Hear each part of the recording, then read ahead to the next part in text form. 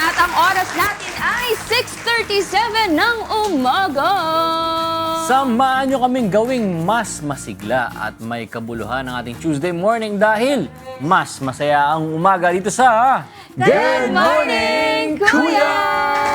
Para puno ng learnings ang umaga natin, alam nyo ba na isa ang prostate cancer sa mga pinakakaraniwang cancer na tumatama sa mga kalalakihan? Ang mas nakakabahala pa ay madalas wala itong sintomas sa early stages nito, kaya maraming kaso ang natutuklasan lamang kapag malala na. Kaya ngayong umaga, pag-uusapan natin kung bakit mahalaga ang regular screening at ano-ano ang mga paraan para maiwasan ang paglala at pagkakaroon ng prostate cancer sa ating usapang pangkalusugan. Yes. So ito, abangan nyo rin mamaya ang ating cozy breakfast recipe with a twist kasama ang ating special guest na si Chef Brendan Gonzalez. Good morning, Chef! Morning, Chef! Good morning. Kung abangan natin, ano kayang lulutuin ni Chef for us? Ang baget si Chef, Wala no? kasing kusinera natin ngayon Sino kaya ang taya Ibang mamaya? bansa Pero ito naman mga kasambahay, isa pang mahalagang tatalakayin natin this morning kapag narinig natin ng salitang bullying. Madalas yung naiisip ng ilan ay yung mga bata lang na nag-aaway o yung nag-aasaran sa loob ng isang classroom yung nagbubulihan o yung may bullying na nangyayari. Pero alam niyo ba mga kasambahay na hindi lang sa eskwelahan nangyayari ito? Pwede rin kasi itong maranasan sa opisina, sa social media at kahit sa simpleng araw-araw na pakikisalamuhan natin. Kaya mamaya pag-uusapan natin ang iba't ibang anyo at epekto ng bullying sa isang tao at kung paano tayo makakatulong para makabuo ng mas ligtas na komunidad at mabuting pakikisama sa lahat. At sa dami ng lessons na take in natin every day, kung meron kayong isang bagay na gusto mong ipaalala sa sarili mo, ano yun at bakit? Lalo na pag-uusapan na rin natin yung bullying. About siguro doon, no? That cool people don't bully, they inspire. Yun. Diba? ganda nun. Yun siguro ipapaalala ko sa sarili ko ngayon. Sino pa? Sino pa? Sino So pa? Joshua, Mga nag-iisip ng Ikaw. sagot eh. Paalala ko lang kung ano lang, tama na kumain. Pag Yun ang busog na, lesson mo for today. paalala ko, May busog magkain na, talaga busog ka na, ganun. Pero Kasi masarap kasi minsan kumain eh. Kaya, ano minsan? Log. Minsan Lagi, lang. araw-araw. Ikaw, Ian. Siguro sa akin, kung ano mang dumating problema, kaya natin yan. Positive lang, positive. Oh, Ako fighting yung kasi. yung reminder ni Kuya nitong nakaraang Sabado. Sabi niya, magpahinga din. Yun. Take a rest Pahinga, din pahinga tayo rin. mga kasangway. Lalo na kapag Tama. nakaka-feel na tayo na parang nauubos na tayo. Huwag na nating papuntahin dun sa point na talagang dead bat ka na. Diba? Kapag ka na low bat ka, charge ka na ng konti para makabangon agad tayo. Charge lang. Yeah. Yes. Kayo naman mga kasangbahay, ano ba ang isang bagay na gusto mong ipaalala sa sarili mo at bakit? I-comment nyo lang ang iyong sagot sa ating Facebook at YouTube Live dahil mamaya ay babasahin natin yan isa-isa. Kaya, I-comment mo na! kaya dahil yan, ako nang taya. Pumunta na ako sa kusina. Ayan, para sa alamin breakfast, natin. no? Magluto Makakainin na! natin mamaya. Sige, Okay, sige, natin okay. almusal ako naman uupo. Sige, upo ka naman. Saka lang? Oo. Sige na, naawa na ako Oo, sa'yo eh. okay Ayaw mo lang. kami tabihan? Ano kasi ako eh. Napapatid Hindi, ka upo na daw tayo pareho.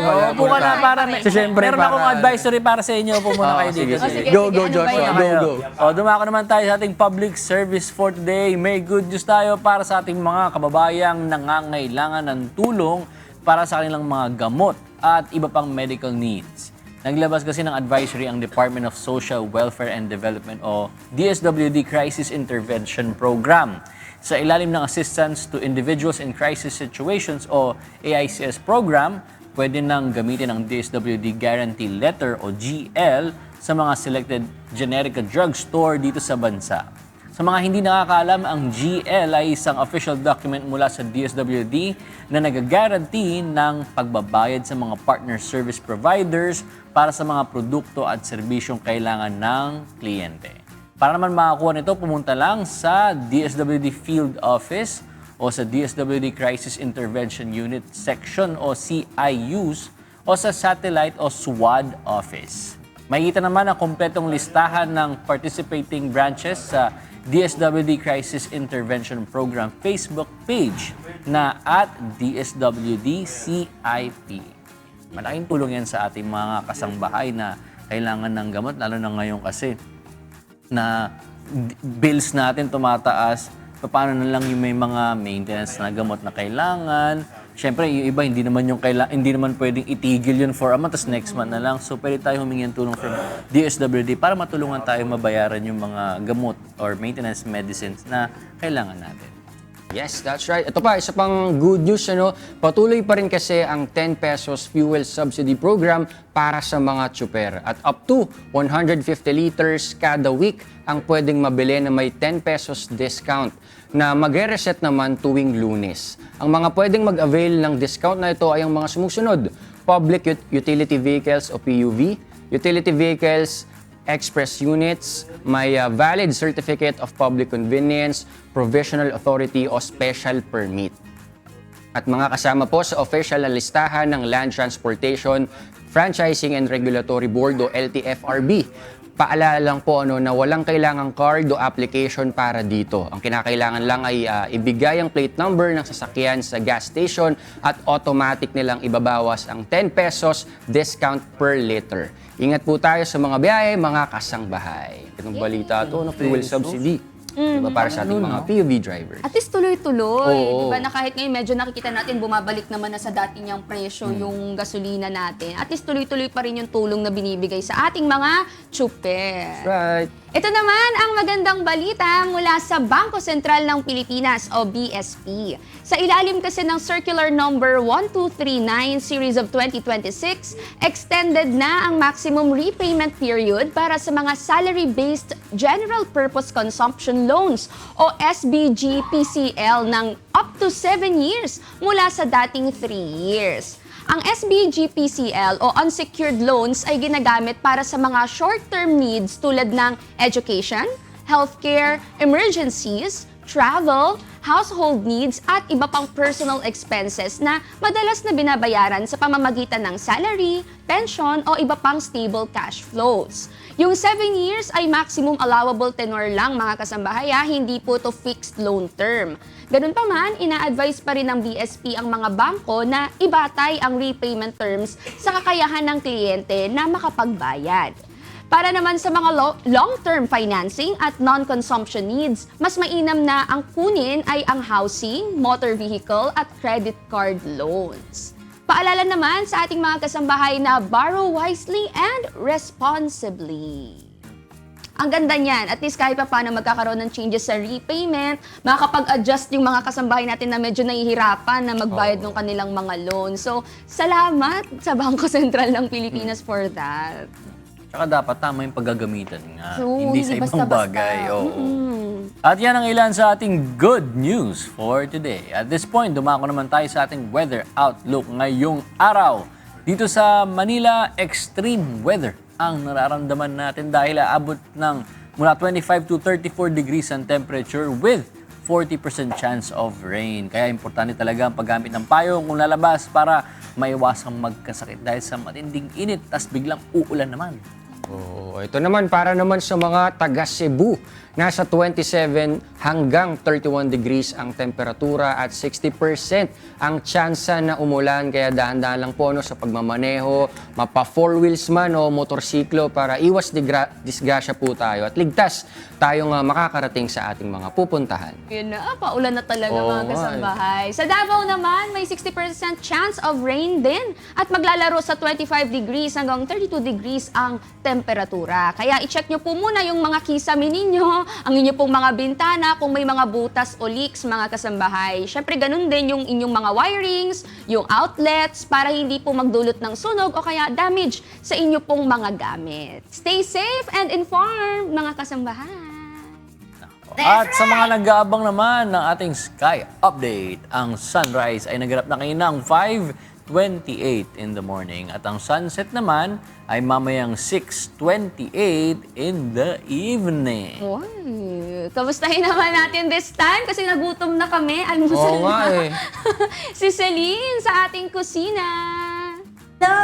At syempre, bago kayo magutom, no, kailangan alamin muna natin ang presyo ng mga pangunahing bilihin ngayon sa merkado para alam natin kung kasya ba ang budget natin for today sa breakfast, lunch at dinner o kung lingguhan kayo mamalengke, ito na po ang mga presyo. Dahil sa bantay presyo po ng Department of Agriculture as of June 22, 2026, ito na po ang presyo ng mga bilihin natin. Sa bigas po, sa Kadiwa Rice for All, meron pong available na 20 pesos kada kilo. I-search nyo lamang po sa kanilang social media accounts kung saan-saan po ba yung mga branches ng Kadiwa Store para alam nyo po kung saan po kayo makakabili ng murang bigas. Sa imported rice naman po, 49 pesos to 62 pesos kada kilo. At sa local rice po natin ay 46 to 77 pesos kada kilo. Sa meat naman natin, ang pork ay 222 pesos to 384 pesos kada kilo. Sa isda, tulad ng galunggong na local, 214 ang kilo. Medyo mahal na pala ang galunggong ngayon. So sa mga gulay naman po natin, tulad ng ampalaya, 132 pesos kada kilo. Ang kalabasa po ay 67 pesos kada kilo. Ang sitaw ay 118 pesos kada kilo. Ang talong naman ay 95 pesos kada kilo. At ang kamatis ay 71 pesos kada kilo. Sa iba pang spices tulad ng bawang, 146 to 379 pesos kada kilo. Ang pulang sibuyas ay 100 to 104 pesos kada kilo. At ang puting sibuyas ay mas mababa ng kaunti ang presyo, 97 pesos to 100 pesos kada kilo. Ang sili naman po natin ay 207 pesos kada kilo at ang luya na masarap sa tinola ay 128 pesos to 180 pesos kada kilo.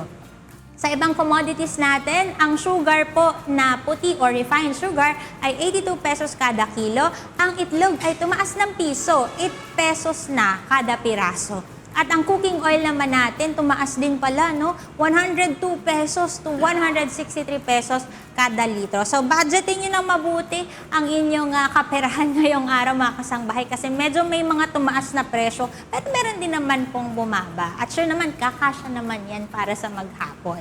At syempre, dumako na tayo sa exciting part para turuan tayo ng kanyang recipe na perfect for rainy days. Tawagin natin ang sous chef ng Kawa Pilipinas o Community Kitchen na si Chef Brendan F. Gonzalez. Good morning, Chef! Hello po, good morning po, Ate Celine. Chef. Hello Chef, po. bati po kayo. Hello po, magandang umaga po sa inyong lahat. So, excited na po ba kayo kung ano po lulutuin natin? Ayan, for sure excited na sila. Pero, Chef, parang bata-bata niyo. Patawag niyo nga sa akin, ate. Pero ilang taon na ba kayo, Chef? 21 po. Kaka 21 lang po this June. Napakabata niyo, Chef. Ibig sabihin ba, ito na talaga yung dream mo nung bata ka, yung pagluluto? Yes po. Actually, ano po, young chefs in the making po. Oh, So, talaga? nag-aaral pa po. Oh, that's super nice. Pero sous chef ka na ngayon ng Yes po, ng Kawa Kawa Pilipinas. That's nice. Naku, sa mga kasangbahay natin na nagbabalak na maging chef, ayan, kahit nag-aaral pa lang kayo, pwede nyo nang i-pursue yung dream nyo talaga, katulad ni Chef Brendan. Naku. Ayan, Chef Brendan, kasi sabi natin, itong dish na to, perfect for rainy days. Ano ba yung recipe natin for today? Yes po. Ikaw, hulaan mo muna, Ate Celine. May Actually, idea ka na po ba? kanina, iniisip ko kung ano ba, kasi merong kamatis, merong bigas. So parang first time ko makita ng ganito, ang naisip ko kanina, pizza. Wala namang rice sa pizza, di ba? Pero Chef, ano mga ba to? Parang kakaiba siya kasi. Yan, so ready na ba kayo? Ang pangalan ng dish natin ngayon ay kinamatisang lugaw. Oh, first So- time ko marinig yan kinamatisang lugaw. Sino nagturo sa'yo ng dish na to? Actually, si Mami May po, May Panel. So, sa Kawa Pilipinas po kami, since community kitchen po kami, so naka-base lang po yung niluluto namin, kung ano lang po yung tinodonate po sa amin. Oh, yun pala yung Kawa Kitchen. So sige, Chef, mamaya habang niluluto natin, pagkwentuhan natin yung Kawa. Pero sabihin muna natin sa mga kasangbahay natin, kasi baka pwede din nila itong gawin sa Yes. bahay nila. Ano ba yung mga ingredients ng kinamatisang lugaw? Tama ba? Yes. Yan. So, ang mga main ingredients po usually ng normal na lugaw, siyempre oil, garlic, onion, ginger, shiitake mushroom, onion leeks, canned tomatoes, rice, tsaka glutinous rice, so pinaghalo na natin. chicken stock, and salt and pepper. Wow, naku, excited na ako, chef. Kasi first time ko talaga makarinig ng kinamatisang lugaw. Kasi di ba normal yung lugaw, arroz caldo, ganyan, chicken na lugaw, o kaya merong mga sahog, ganyan, goto. Pero first time yung kamatis, tas lugaw, di ba? So, chef, sige, paano ba umpisahan itong ating kinamatisang lugaw? Help kita, chef, ha? Sorry, di ako familiar. Ayan. Ay, hindi ako marunong, kasangbahay. Ganyan talaga pag live. Oo, at saka kasi yung kusinera natin, Sige po. hindi siya available. Ayun, yun na pala.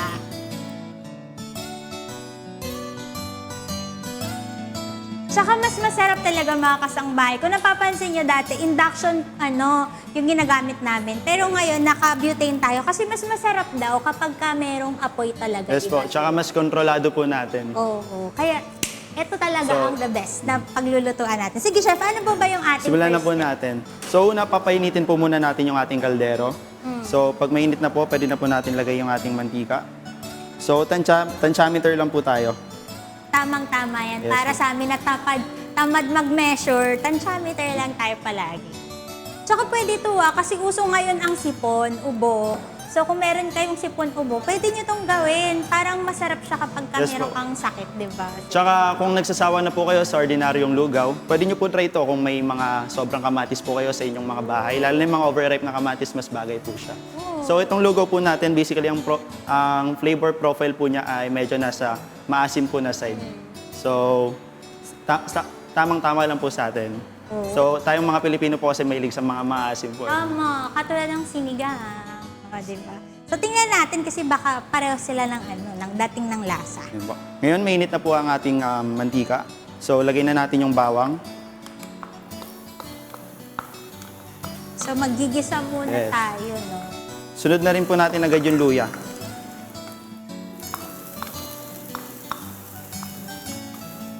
Tayin lang po natin until fragrant.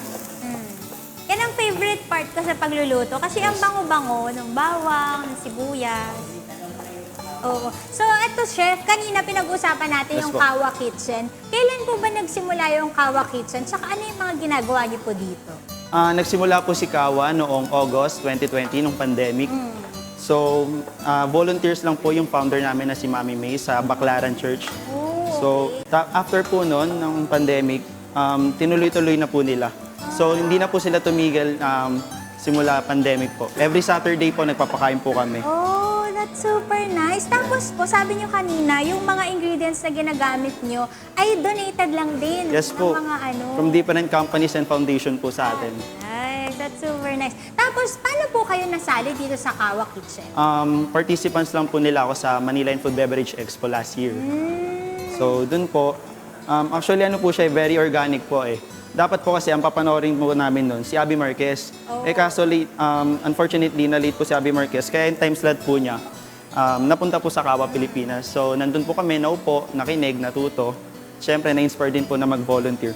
So, ngayon, medyo brown na po yung ating ginger and garlic. So, lagay na po natin yung sibuyas. Bango. Ang sarap kung naamoy nyo. Ang bango talaga ng ginisa. So, sikreto po namin sa lugaw is binubusa po namin yung rice. So, dry roast po. So, suloy na rin po namin itong onion leeks. Then, bigas. So, ito na-roast nyo na siya kanina, chef. Yes po, before. Dry roast po. Kasi para po Magkaroon lang ng konting color. Okay yes po. na. And another layer of flavor po. So, pwede nyo po try ito. Ibusan nyo po muna yung mixture po ng malagkit na bigas nyo, tsaka yung regular rice. Oo, kasi kapag kamahal yung malagkit na bigas, pwede naman haluan ng regular na rice para mas tipid, saka mas madami, di ba? Yes, tama po. So, nagkama po kami sa dish na to kasi may nag-donate po sa amin, which is yung Espafil. Nag-donate po sila ng isang truck po ng canned tomatoes. Ah, tapos hindi nyo alam kung anong gagawin. Opo, hindi po namin alam kung saan po namin nilalagay. Kaya nilagay po namin siya sa chop suey, sa lugaw, kasi iba't ibang gulay po. Ang amazing. Actually, sa kitchen naman po, wala pong perfect na recipe eh. So, yung mind lang po natin yung maglilimit dyan. Tama. Tsaka So- sabi nga ng nanay ko, chef, lagay mo lang ng ilagay dyan, di naman kikibuyan eh. Di ba? So po, lalagay na Pero po masarap natin. pa rin, di ba? Lalagay na po natin yung diced tomatoes natin from Espafield. Wow!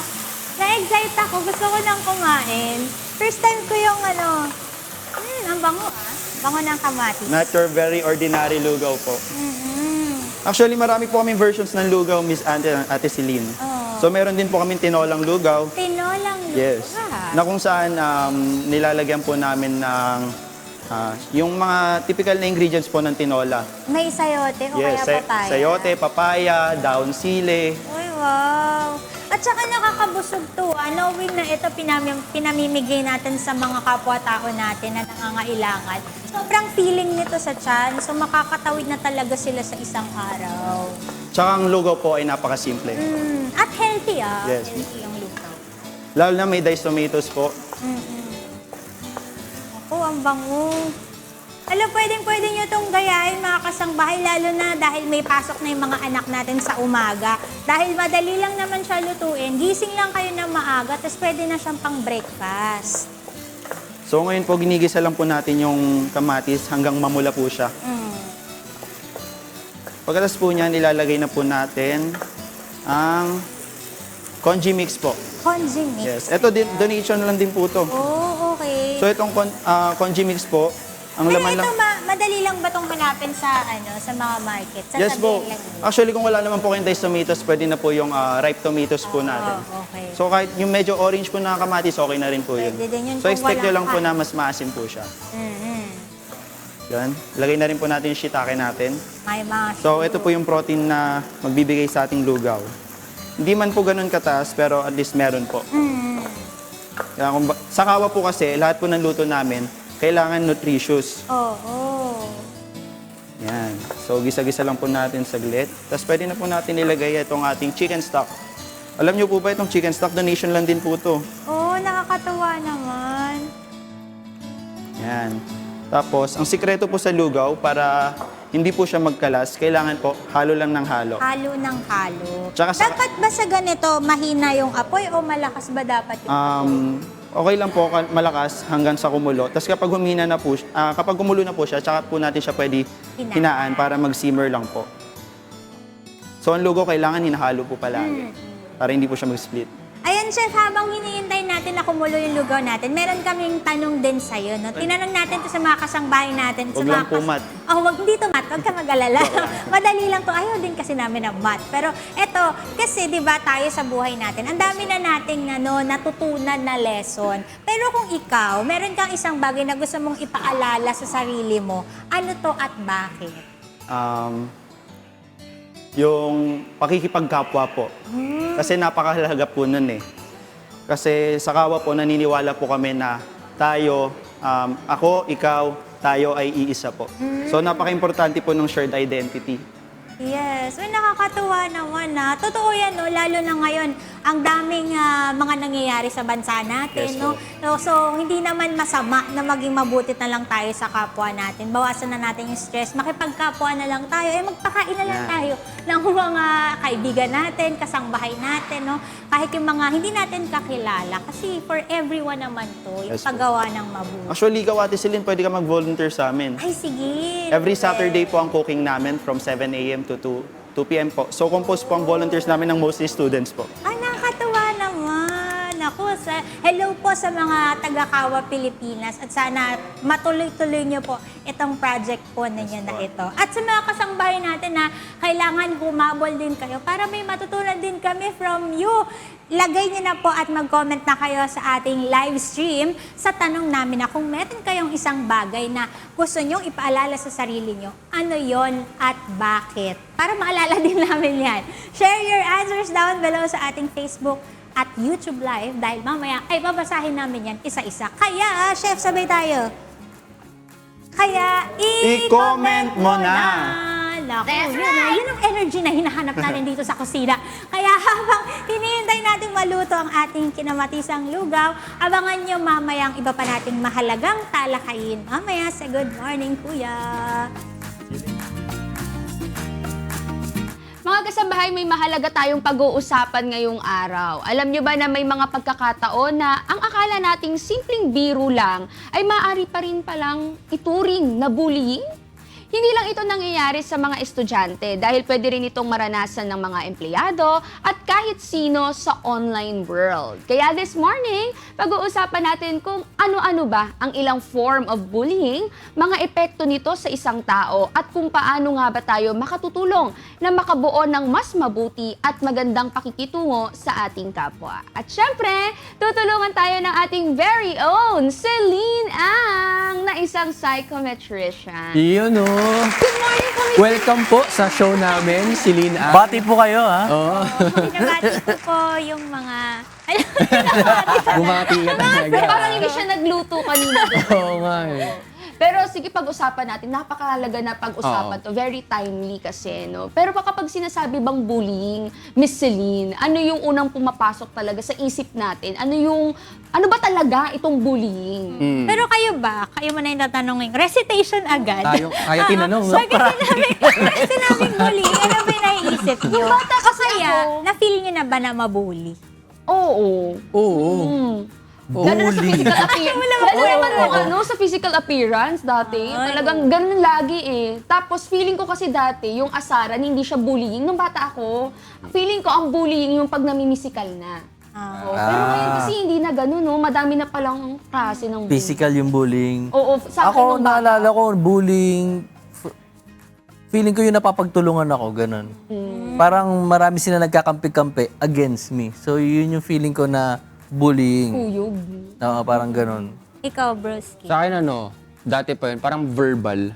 Ganon. Tapos lang ako, tahimik lang ako. Ganon. Parang tinitiis ko lang kahit, alam mo yun, medyo nakakaano na eh. Pero lang, yung verbal, more on verbal yung sa akin. Oh, ako din naranasan ko rin mabully nung high school. Pero katulad ng sinabi ni Tini, ang madalas na iniisip kasi ng mga tao, pag sinabing bullying, dapat sinasaktan ka, o kaya dapat merong mga pasa, kailangan may mga ganun. Pero hindi po, no? Pag sinabi kasi nating bullying, ito yung mga aggressive behavior ng mga tao, pwedeng bata, o kaya pwedeng adult, na gumagamit ng power para yung ibang tao makaramdam sila ng panliliit sa sarili nila, o kaya makaramdam sila na wala silang kwenta, wala silang silbi. So, ibig sabihin, pag sinabi nating bullying, may power na involved. Na ginagamit yung power na yon para makapanakit ng ibang tao. So, yun talaga yung bullying. Kahit anong uri yan. Ng power. Oh. Pero bukod nga yun sa di ba, na pag-usapan natin, bukod sa physical bullying, ano-ano pa yung mga iba pang uri ng bullying? Hindi lang siya physical, no? Tama Ayun. ba? Oo, merong physical bullying. Ito nga yung nakikita natin sa mga school, di ba? Minsan nananakit, nagsusuntukan, ganyan. Minsan naman yung verbal bullying, tulad ng sinasabi ni Joshua, hindi siya nakakapanakit physically, pero palagi siyang pinag-uusapan, lagi siyang sinasabi na, ay, ang pangit-pangit mo, ganyan. O kaya, uy, bakit ka pa dito nag-aaral? Wala ka namang kwentang tao. May mga ganyan, Mga chismis. no? Uy, nagparetokoy ka ng ilong, ganun. Uy, meron ganyan na. Ang tawag doon is social bullying. Oh, di So, ba? pinagchichismisan siya. That's using a power para alam niya, bumaba yung dignidad niya. Okay. So, meron din ganong uri ng bullying. Madalas nangyayari to sa mga trabaho, ganyan, sa mga adult. Tapos ngayon, uso na nga rin yun dahil syempre, digital age na tayo. Meron na ding cyberbullying.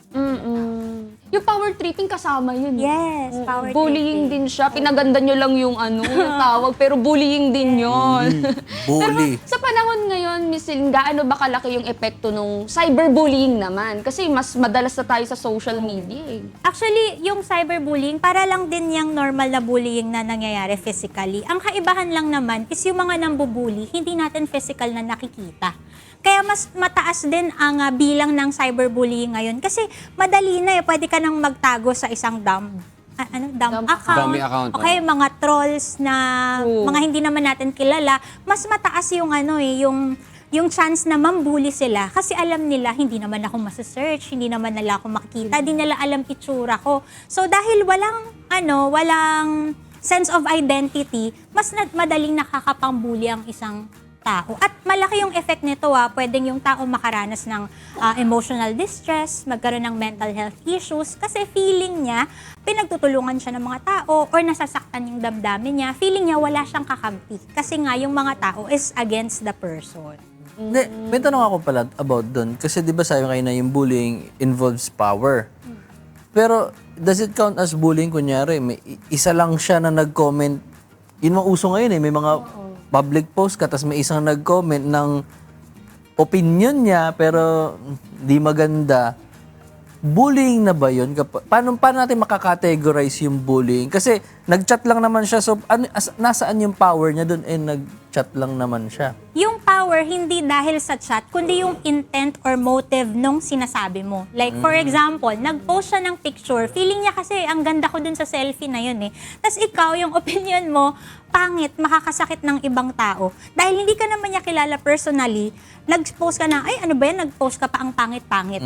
So kahit isa lang siya, pwede na ba yun na maging form ng bullying? Oo, bakit? Kasi pwedeng yung mga susunod na magko-comment, mag-agree sa'yo, ay oo nga, pangit ka naman eh. So madadagdag yan ng madadagdag. Kaya tingnan nyo dun sa mga videos na kumakalat ngayon, minsan kahit wala namang pangit na intent, gusto lang niya mag-post ng araw niya, gusto lang niya mag-post ng travel niya or ng picture niya, pero may isa lang mag-comment na negative, yung mga tao, nagkakaroon ng feeling na parang, ay, oo nga, no, pangit nga to. Sige nga, pangit nga to, pangit nga to. So, yung mga tao, nagkakaroon ng parang, Kampihan. kuyog. Di ba? Tama. Kinukuyog. Oo. Kahit na hindi naman ganun talaga yung intent nila. For example, hindi ko naman siya gustong i-bully, pero the fact na hindi mo naman siya kilala, bakit mo siya sasabihan ng ganun? Tapos yung iba gumagamit ng mga emoji form ng bullying yun. Akala natin, nag-react lang naman ng haha.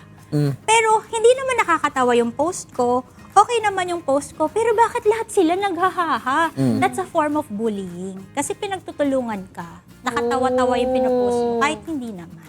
Oh, so parang ano siya, kumbaga may gusto kang iparamdam sa kanya na makakasama sa kanya. Form of True. bullying yun. Oo. Bullying na yun. Kasi manipulation yun eh.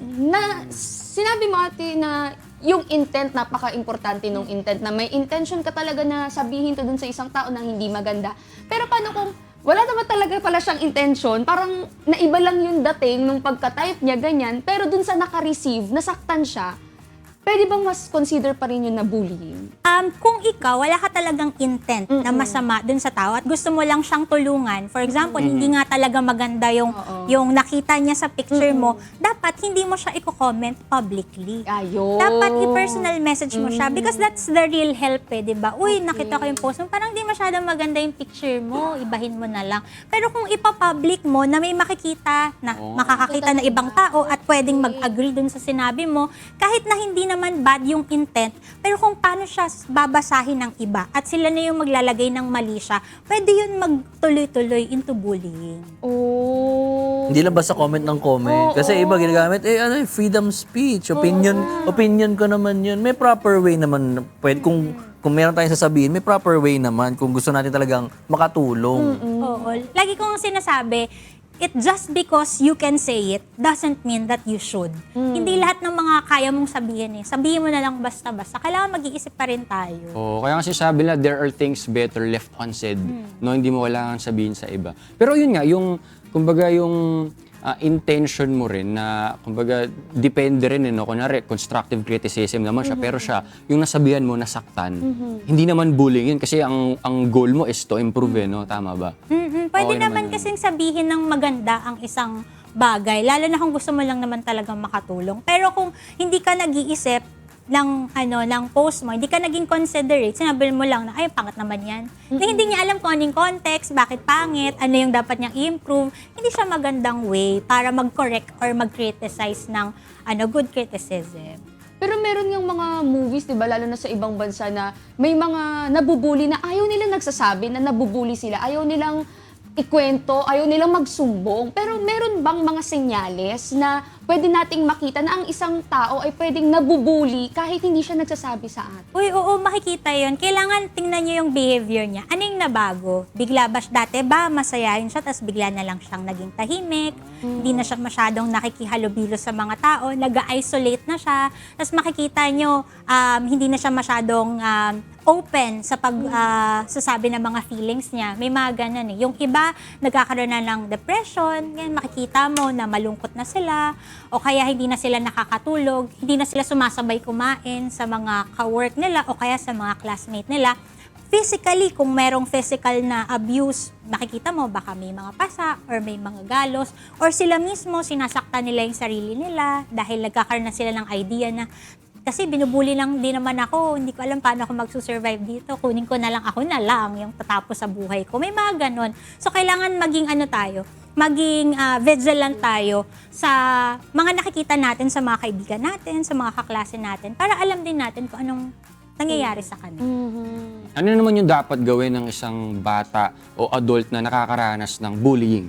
Magsumbong. Yun talaga, Sumbong. wag matakot. Kasi yan yung isang yan yung isang alarming na sila na nga yung nabubuli, pero sila pa yung natatakot na magsumbong. Kasi feeling nila, ay pag nagsumbong ako, lalo akong ibubuli. Pag nagsumbong ako, wala namang mangyayari. Pero hindi totoo yun. Lagi natin isipin na there is always help na available kahit saan man tayo magpunta. Recently lang, nakausap ko yung isa kong friend na HR manager. Nagkaroon ng bullying sa office nila, na kwento lang niya sa akin na merong isang employee na binubuli pala siya online sa office nila.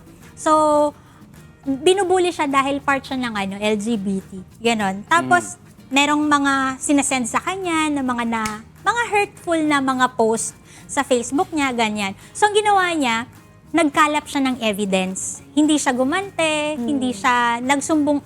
Nagsumbong siya agad sa manager niya. Sinabi niya, feeling ko po nabubuli ako, eto po. Pero yung manager niya kasi dinismiss. Wala lang yan, anuhan lang sa atin yan. Biruan Turuan lang. sa Mga atin ganyan. Biruan lang Enabler yan. ba yung So, mga ganyan? in-escalate niya sa manager.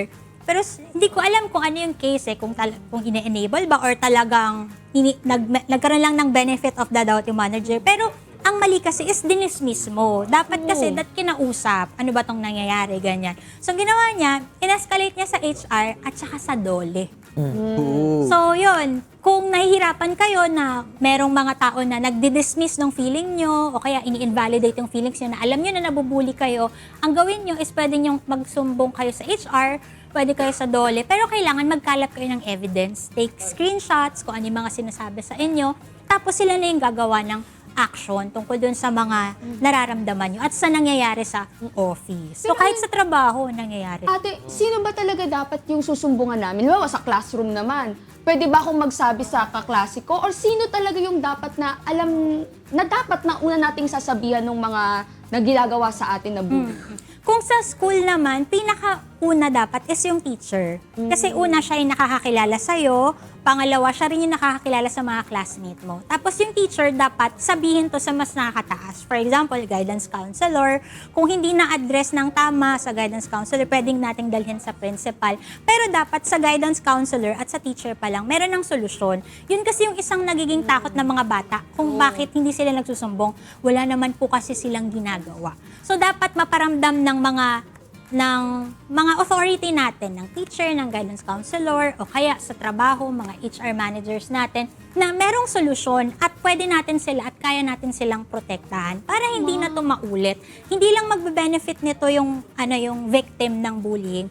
Mabe-benefit din yung mga nambubuli kasi malalaman nila na, ay, pag ginawa ko pala to, meron palang consequence. So, malalaman nila na hindi tama yung ginagawa nila, mako-correct yung behavior. Magsiset ka ng boundaries, no? Para alam nila yung consequence. Pag ginawa mo sa akin to, ito yung effect. No? Pero kunyari naman, ikaw is nakaka-witness ka sa harapan mo ng isang bullying nangyayari. Ano naman yung pwede mong maitulong sa, kunyari ikaw, nanonood ka lang, nakikita mo, may nambubuli na sa isa't isa. Ano yung parang way mo para makatulong sa kanila? May mga ways ba para makatulong man lang doon sa nabubuli? The best way is magsabi pa rin sa authority. Huwag basta-basta makikisali. Yung nakisuntok ka na rin o kaya nakiawat ka na. Kasi hindi natin alam yung mangyayari. Pwede kang madamay, pwedeng ikaw masaktan din in the long run. So, pinakamaganda talaga is huwag po tayong gagante, huwag nating hahayaan. Magsumbong tayo sa nakakataas sa atin na pwedeng makatulong sa atin.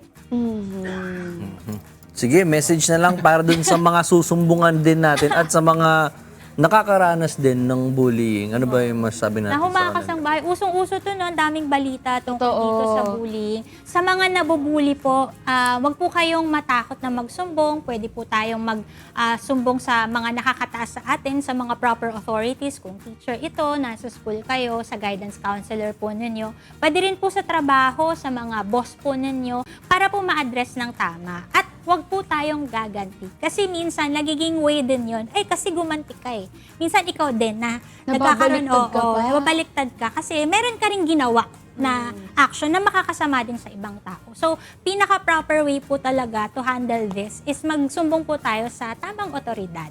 At wag po kayong matakot. Sa mga nambubuli naman po, lagi po ninyong tatandaan na hindi katapangan yung paggamit ng power nyo para makapanakit ng iba. Ang tamang paraan ng paggamit ng kapangyarihan natin is matulungan natin yung ibang tao na makaangat sa buhay. That is the best way para magamit natin yung power natin. Ang ganda nun! Sana nakikinig kayo ng maigi, no, mga kasambahay. And thank you so much, Miss Celine Ann! Yay! Oo, ang ating guest natin, resource ah. person for today. Siyempre, marami tayong natutunan din. Tayo man. So, parang mapapaisip ka rin, once in my life, may naasar din na may naasar May din pala nabully ako. ka na din. Oo, may nabully rin pala Hindi lang ako sa school, hindi lang sa work, sa hosting din. Ay, grabe! Sa morning show din. Talaga, Joshua, ha? Oo, parang may isip mo, yung simpleng asar ko pala dati na sa akin wala lang. Form of bullying na pala talaga siya rin. Saka yung mga bully, tamaan naman kayo. Kung bully ka, di ba? Mag-adjust ka. Mag-reflect, so mag-assess din tayo. Baka akala natin hindi pa bullying yun, pero bully na pala tayo. Tsaka kapag isa rin ba sa sign na kapag nabubully ka is, kumbaga, ikaw bully ka is, isa sa mga sign is iniiwasan ka ng mga tao. Yun din ba yung pwedeng mga senyales? Oo. Tsaka ang sign ng bully, tingnan nyo yung behavior nila sa bahay. Kadalasan, yung mga nambubully, for example sa school, sila yung nambubully sa bahay. Tapos to gain that power na wala sila sa bahay, kagawin na lang nila sa school. So, malawak pala talaga itong Malawak. topic na to nagsisimula din to sa household din. So, yung mga parents din or guardians, may makukuhang lesson dito sa napag-usapan natin kasi doon nagsisimula. Hindi naman nagiging bully dahil sa wala lang. Narito naman ang ilan pa sa ating mga advisories. Nagpaalala ang Land Transportation Office o LTO na hanggang July 31, 2026 na lang ang extension ng validity ng mga sumusunod. Driver's license, conductor's license, student driver's permit, at vehicle registration. Kasama dito ang temporary na hindi pagpataw ng multa para sa late renewal base sa Circular Number MVL 2026-5157. By August 1 naman, applicable na ulit ang multa sa mga expired license, permit at registration na hindi pa nare-renew. Kaya sa lahat ng mga motorista ng owner ng sasakyan, i-renew nyo na po ang inyong mga dokumento bago dumating ang July 31 para maiwasan ang mga kaukulang parusa. Kasi lalo na kapag sa mga late renewals, 1 day late, counted as 1 month yun ang alam ko kung di ako nagkakamali. Oo. Magkano ang Hindi ko lang, hindi pa ako napepena. Ay, Hindi napepena pa rin ako ako pero hindi ko na naalala. Pero nga, mas maganda, maaga. Pwede naman kasi mas maaga. Hindi naman kasi kailangan na hintayin pa. Oo, hindi Gaano na. kaaga yung pinakamaaga na pwede sila mag-renew? Ilang buwan? Or araw lang ba? Gusto mo before the month kasi usually sa mga registration ng pwede. sasakyan, depende sa number, 'di ba? So pwede kang a month before, hindi naman kailangan that month lang. So kung mas maaga kaya, mas maganda. Pwede naman pala yun. Okay, sige. Ito naman, another advisory naman tayo. Meron namang libreng 3D animation NC3 training ang Technical Education and Skills Development Authority o TESDA sa Human Resource Development Center. Pag-aaralan dito ang 3D animation, modeling, visual effects at iba pang in-demand skills sa creative industry. Pagsasamahin nila dito ang online at face-to-face learning kaya mas flexible sa oras ng mga estudyante. Para sa mga kababayan nating interesado, makipag-ugnayan lang sa 0921-420-2089 o magpadala ng mensahe sa pktcc@tesda.gov.ph. Ganda nito, no? Libreng 3D animation, isa sa mga rin yan, dagdag sa skills mo. Lalo ngayon in the world of digital world na tayo, advantage ang mga ganyang Maganda mga bigayan skills. dyan, no? 3D animation. Oo, okay yan.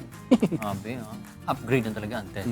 Ulitin muna natin ang ating question of the day para sa mga umahabol lang sa ating live stream. Mga kasambahay, ano ba ang isang bagay na gusto nyong ipaalala ngayon sa sarili nyo at bakit? I-share nyo naman ang sagot nyo sa ating Facebook at YouTube Live dahil mamaya babasahin natin isa-isa. Kaya, i-comment mo na! Susunod naman mamaya ang ating usapang pangkalusugan. Kaya tutok lang dahil magbabalik po kami.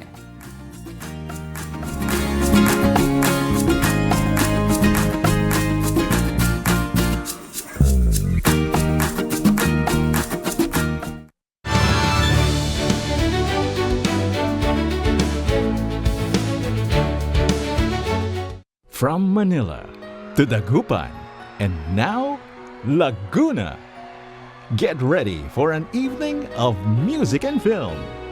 Don't miss Wish Date Rewrite, happening on July 6, Sunday, 7 p.m. at Jose Rizal Coliseum, Calamba, Laguna, featuring live performances from MYMP, Renz Verano, and Ray Valera, with a special screening of a film starring Vivory and Joao Constancia. Experience live music and film in one event. Wish Date Rewrite, July 6, Sunday, 7 p.m. at Jose Rizal Coliseum, Calamba, Laguna. Get your tickets at www.wishtickets.net.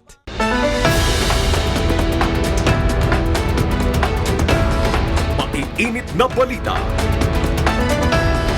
Mabilis. At una sa mga balita ngayong tanghali. Mapagkakatiwalaan. Pinag-aaralan ng Department of Labor and Employment o DOLE Pinalawak pa ng Philippine National Police o PNP ang pagbabantay sa seguridad. Mga pangyayaring agad dapat malaman. Serbisyo publikong hatid sa ating mga kababayan. UNTV C-News. May balita saan mang panig ng daigdig. Ihahatid ni Luella de Cordova at Aga Kaakbay. Lunes hanggang Biyernes. Alas 11:30 ng tanghali. Dito lamang sa UNTV, your public service channel.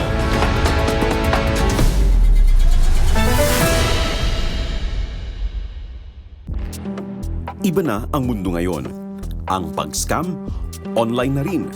At sa isang iglap, maaaring mawala ang buong buhay mong pinag-ipunan, buong buhay mong pinaghirapan.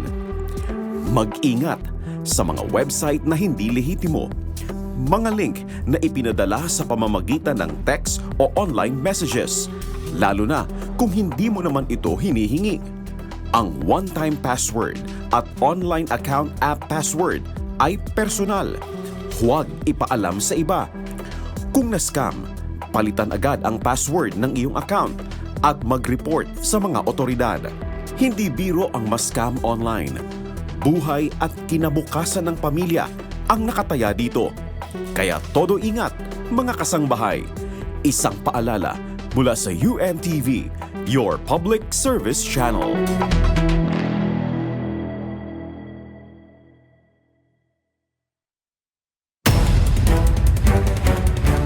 Sa bawat oras, bawat pangyayari, ang balita ay mahalaga. Anumang issue, anumang krisis o sakuna, ang inyong mga tagapagbalita. Sandigan at maaasahan. Ito ang balita. Subok na ng panahon sa paghahatid ng tapat at makabuluhang impormasyon. Mas pinalawak, mas pinalakas. Ito ang balita.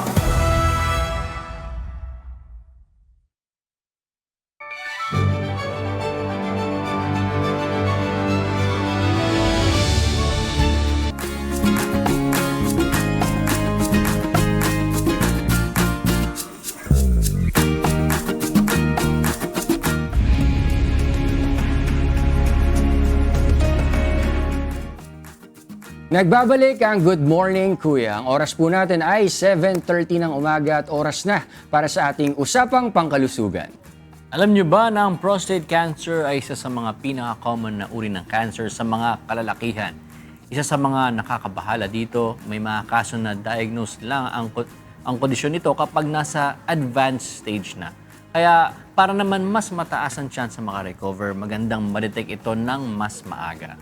Kaya ngayong umaga, pag-uusapan natin ang mga dapat malaman tungkol sa risk factors at warning signs hanggang sa mga available na screening tests at treatment options para mabawasan ang panganib na magkaroon nito. Makakasama natin ang ating special guest na urologist from Capital Medical Center na si Dr. Joben M. Chua. Good morning po, Doc. Good morning, Good morning Ian. po. Welcome po sa Doc, Good please Morning. greet our viewers po. Good morning sa lahat ng mga nanonood dito sa UNTV sa Good Morning Kuya.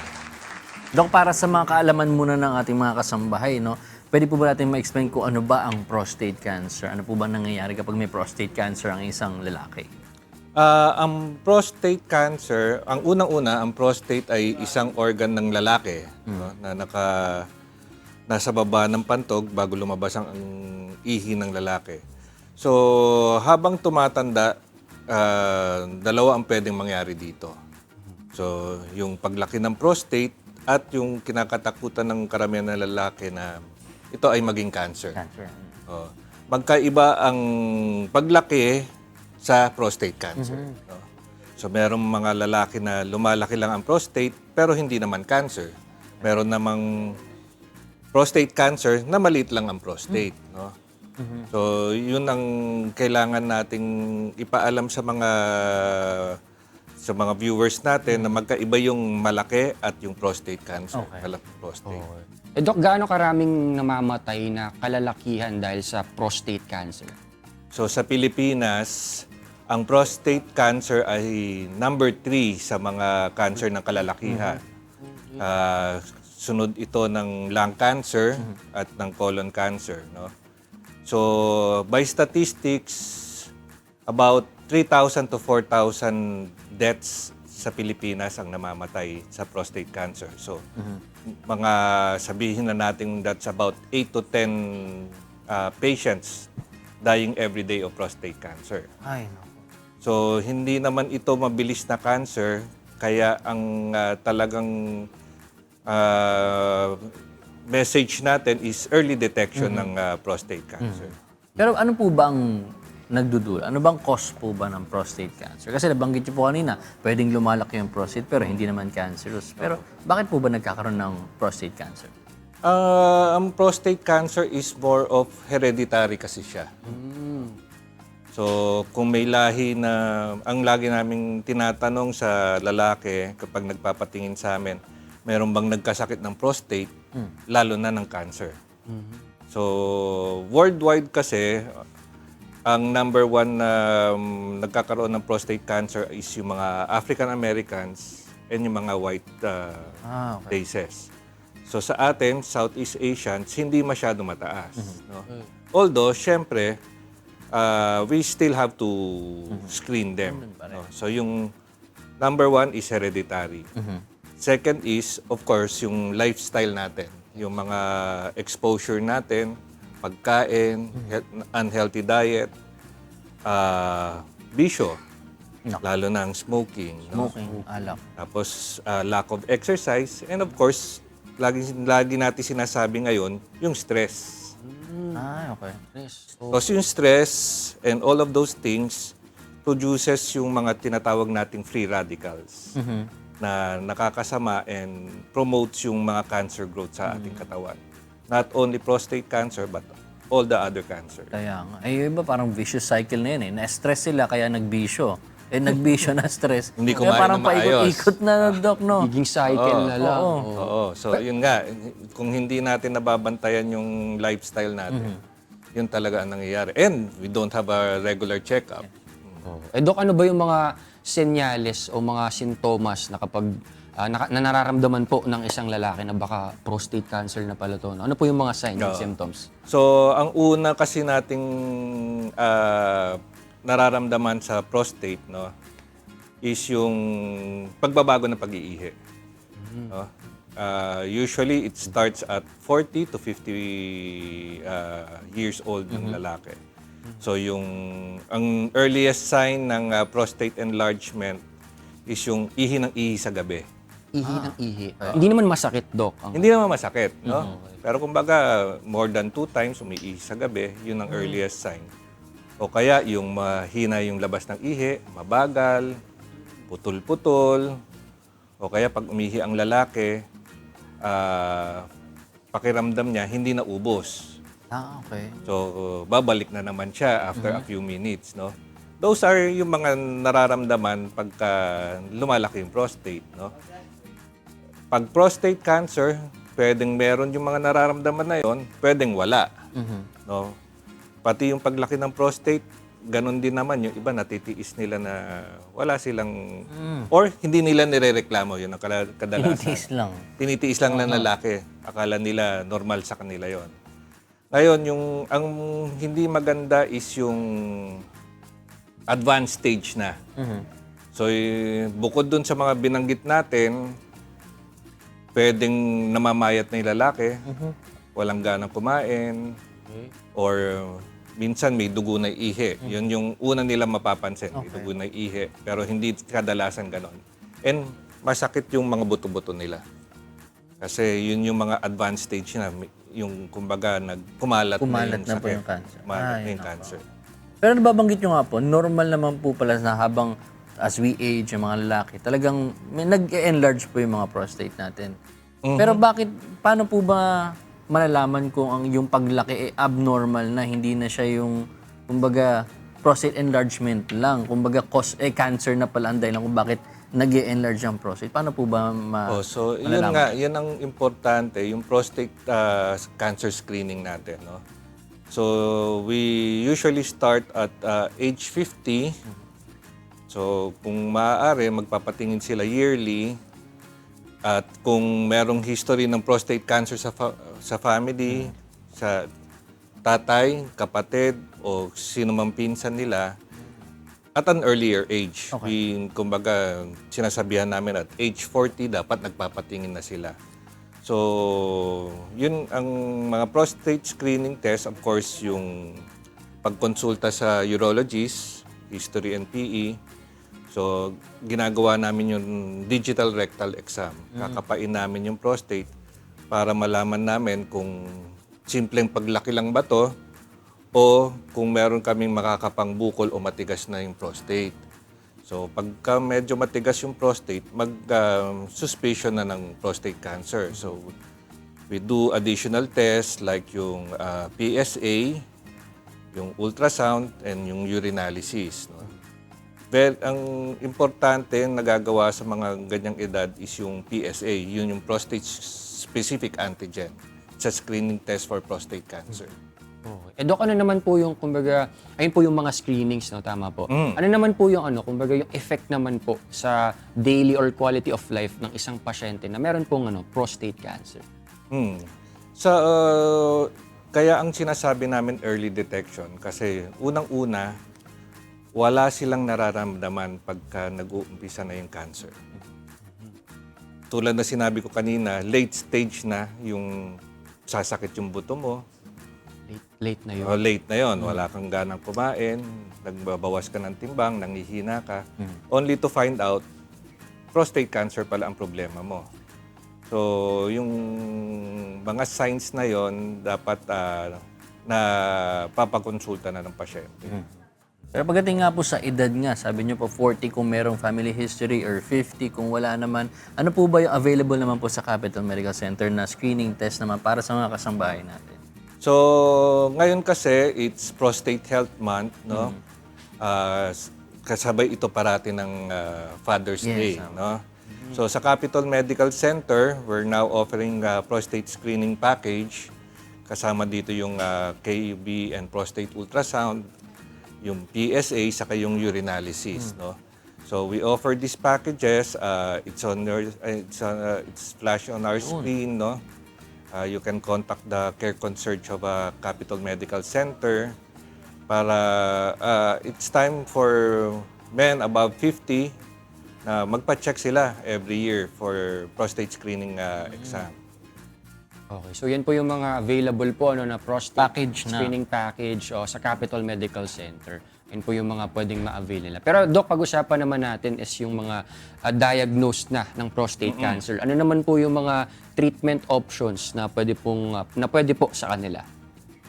So, of course, kung localized yan, it really depends kung ano yung ano yung stage ng prostate cancer. So if caught early, yung sinasabi nating hindi pa kalat o localized lang, we can advise surgery or yung tinatawag nating radiation or brachytherapy.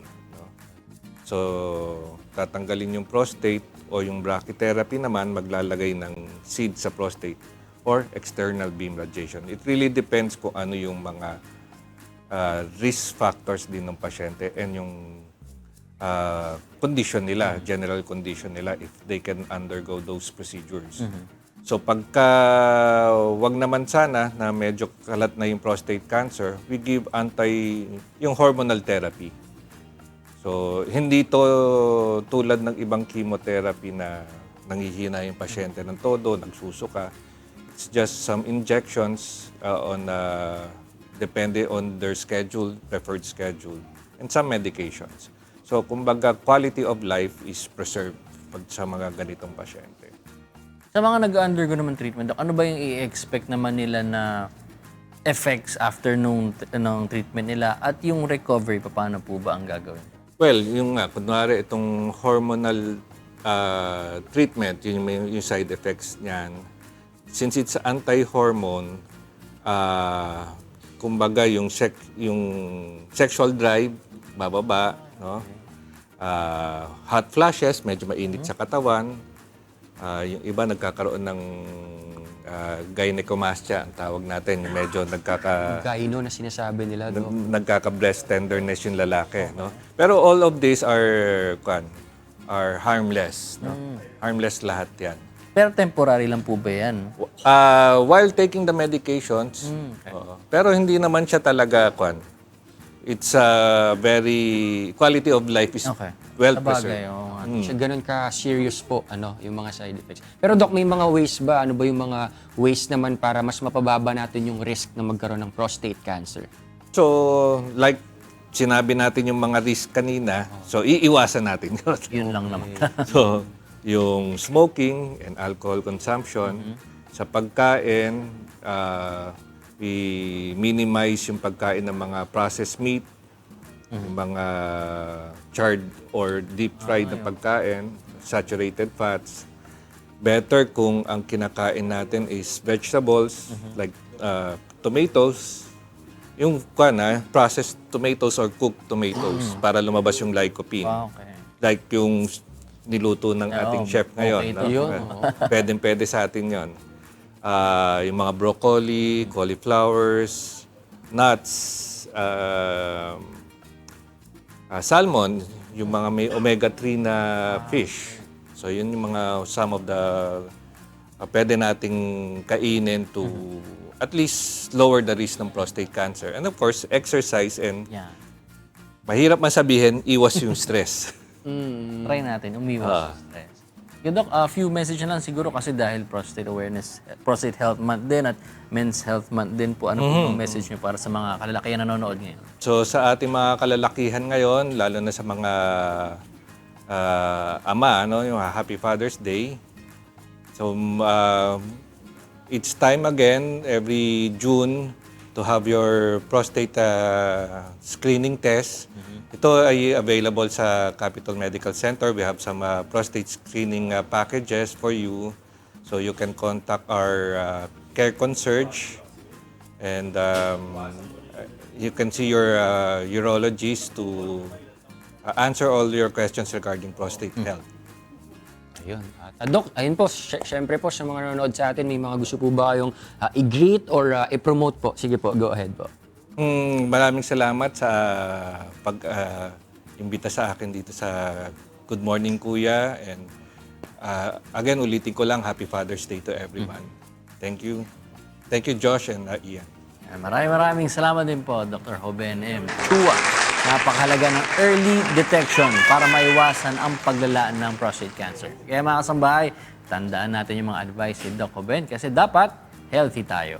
Yun, once again, maraming salamat po again, Doc Jo Ben M. Chua. At this point, maki-update naman po tayo sa ating breakfast na hinahanda ni Celine at Chef Brendan. Kamusta na ang ating breakfast dyan? Uy, eto na, luto na. At eto, naka-prepare na yung ating dish. Pero meron pa tayo dito. Pakita natin yung luto ni Chef dito. Ayan. Ito yung ating kinamatisang lugaw. Parang ang sarap. Parang excited na ako. Kapag ka-Italian, ang naisip ko, para siyang risotto. Familiar Apo. ba kayo dun, Chef? Yes po. Diba? So, ang social, pinamimigay niyo sa risotto. O, diba? Ayan. So, sa mga kasangbahay po natin, kung gusto niyo pong itry itong kinamatisang lugaw, visit niyo lang po ulit ang ating video for today para huwag niyong makalimutan yung ating mga ingredients. Ayan. Chef, baka po gusto niyo pong batiin po yung mga kasama natin po sa Kawa Pilipinas at introduce niyo din po Yes. si Chef. So bago ko po batiin yung mga kasamaan po namin sa Kawa, pinapakilala ko po sa inyo si Joshua Chua Conhong po ng St. Benild. Isa po siya rin sa mga sous chef sa Kawa Pilipinas po. So binabati po namin lahat po ng mga kasamahan po namin sa Kawa Pilipinas. At sa mga nanonood naman po, inaanyayahan po namin kayo na makiisa o makibahagi po sa isinasagawa po namin sa Kawa. So pwede po kayo mag-volunteer, chat lang po kayo sa page. Thank you po. Kawa Pilipinas. Yes po. Chef, kayo po baka may babatiin po kayo. Tsaka message po sa atin po mga viewers. Ayan. Shy type Ay, si wala Joshua. na. Naku, medyo mahihain si Chef. Kaya kung mahihain kayo, tikman nyo na lang yung luto ni Chef. No? Kaya itry nyo na po itong ating kinamatisang lugaw. Titikman ko yan mamaya, babalitaan ko kayo. For sure, masarap to. And Please. that is our breakfast for today. Paalala lang po na mag-ingat po sa pagluluto ng inyong breakfast. Habang hinahanda na ni Chef yung ating kinamatisang lugaw. Ayan.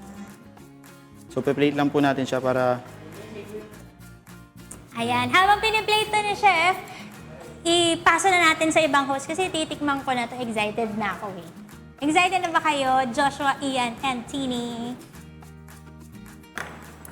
Lugaw. Dami nating nga sinasabi dito eh, Gusto no? namin matry. Ang ganda, hindi mo akalain gano'n. Pwede pala yun. Oo. Ganda. Kinamatisang lugaw. Oo. Dahil dyan, ito, meron muna tayong mahalagang paalala. Paalala mula sa Philippine Statistics Authority. Di ba, Tini, meron tayong paalala? Oo. Philippine Statistics Authority o PSA to mga kasambahay. Alam nyo naman, laganap na ang technology. Laganap na rin yung AI applications. Kaya madali na lang itong gamitin para makapangloko at manling lang ng tao. Pwede kasing gamitin ng AI para gayahin ang boses ng pamilya o kaibigan natin. At ang tawag dyan ay deepfake voice scam.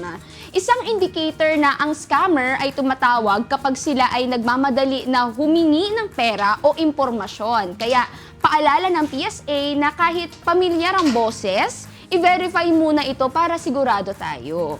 Kung maaari ay gumamit tayo ng family code word na pamilya nyo lang ang nakakaalam kung talagang kailangan.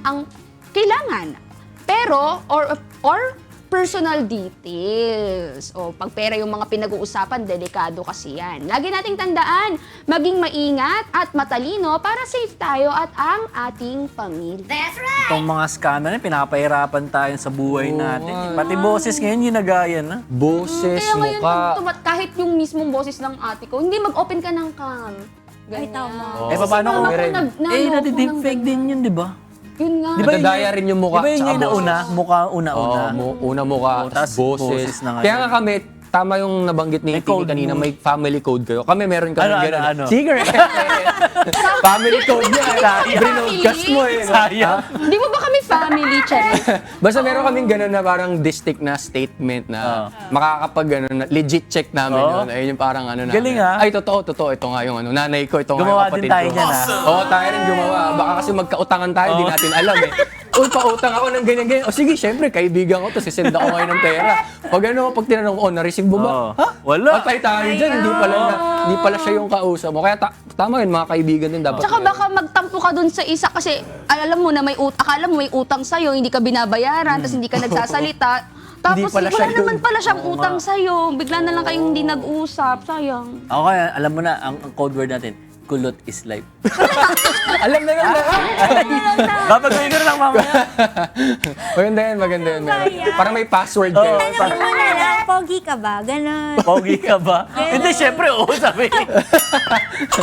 Tapos dapat ang sagot niya, kulot is life. Ay, Yun, ay, diba? tama. O, di ba hindi mahuhulaan yung sagot? Tama. Sige na. Kaya yan, i-shoutout na lang natin muna ang lahat ng mga nakatune in at lahat ng kulot ngayon sa ating YouTube and Facebook account. Kanina, tinanong natin sila kung ano ba ang isang bagay na gusto nilang ipaalala sa sarili nila ngayon at bakit. Narito po ang ilan sa kanila naging sagot. Galing kay Justin De La Cruz.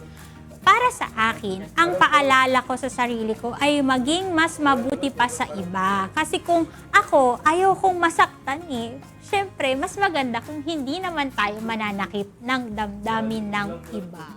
Very good. Galing mo dyan, ha? Ang sabi naman ni Rio Ira Bautista Cruz, isang bagay na gusto kong ipaalala sa sarili ko, yung laging magpasalamat sa Diyos sa lahat ng bagay kung bakit hanggang ngayon humihinga pa ako. Thankful si Rio. Ito naman, comment ni Jane Flores. Kung meron akong isang bagay na gustong i-remind sa sarili ko, ito yung pagiging isang mabuting kaibigan. Kasi minsan, ang kailangan lang naman natin, yung merong nakikinig sa atin. Tama.